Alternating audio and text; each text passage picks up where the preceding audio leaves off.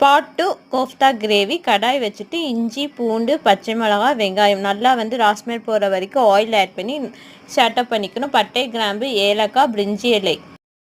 Seasoning மிளகாய்த்தூள் மஞ்சள்தூள் தனியாத்தூள் சீரகம் தூள் கரம் மசாலா நல்லா ராஸ்மெல் போகிற வரைக்கும் ஸ்டார்ட்அப் பண்ணிவிட்டு கொத்தமல்லி ஸ்டீம் ஆட் பண்ணி தக்காளி நல்லா உப்பு போட்டு ராஸ்மெல் போகிற வரைக்கும் ஸ்டார்ட்அப் பண்ணி எடுத்துக்குவோம்.